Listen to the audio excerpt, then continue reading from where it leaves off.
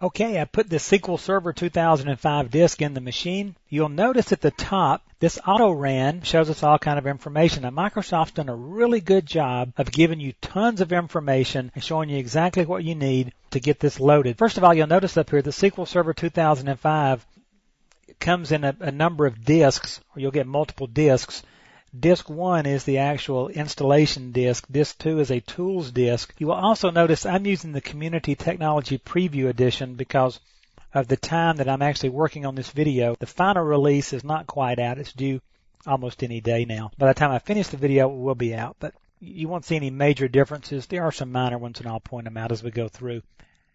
So I put the disk in, and it auto runs to get us to here. And notice over here we have a couple of things to do. We can, first of all, check our hardware and software requirements. And so if I mouse on that and click, it gives us a list of all of our requirements that we need for 32 and 64 bits. I can close that. I can read release notes. If I'm having trouble sleeping at night, these are great things to read. Actually, there is some really good information in here. For example, you'll notice on uninstalling SQL Server 2005, for example, if I simply click on that, it takes me to how to go about doing that.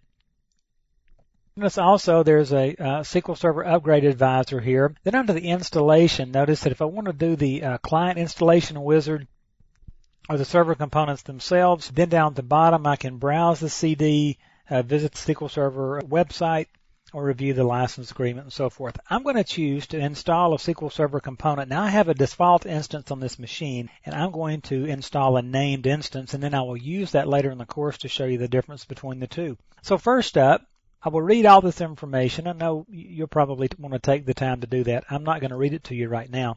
We agree to all that. And notice it's going to come up in configuring components. And you remember the components was at first set. The required components were installed successfully. Now it's going to scan my computer to make sure that I've got everything it needs.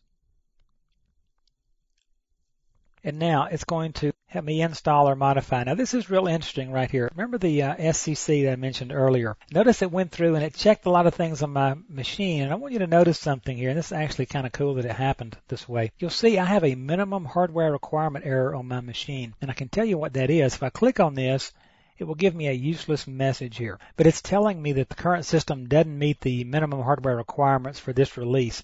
The problem is my machine only has 512 megabytes of memory. Don't ask me why. Everything else in my office, my laptops, and I'll have a gig. Just haven't done it here yet. But that's really what it's trying to get at here. But notice it's told me all the various things that were checked, MSXML, pending reboot requirement, and so forth. But notice down here on the report, I can view the report on this and see exactly what happened with everything. And so here's my actual report. Now this could be some great CYA, if you will. I can print this out later and see what's going on. Notice I can also filter it to show only the warnings or only successful actions. So again, very cool stuff. Notice I can save the report to a file, I can copy it to the clipboard, or I can send it as email. So I'll click Next there, past that, and now the window installer begins to kick in, and we're going to start that Setup MSI. And if you'll notice what it's doing, it's detecting, you noticed it detected IIS there if you saw that go by. It's going to do a lot of things. Okay, now it's going to take care of legals on that, and I'll go past that. Now it's asking me, what do you want to set up? Notice I can simply choose the various pieces and parts that I want to set up. I can go to Advanced, and of course get my hands on a lot more dangerous things. And you'll see down here Books Online, and we'll talk about Books Online a little bit later. And if you notice, this is very similar to the Word setups, that we can determine exactly what's going to be put on the machine or not. So I'll be careful to choose the correct ones here. I'll talk about Books Online a little bit later. Now, here's where we're going to tell it, do we want to do a default instance or a named instance? I already have a default instance in my box, so I'm going to do a named instance, and I'm going to call this one Mark.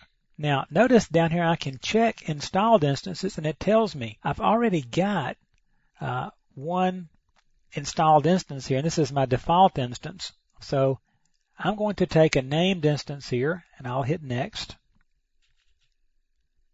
And we will let this install take place. Now I'm going to pause the machine and come back to you in another video.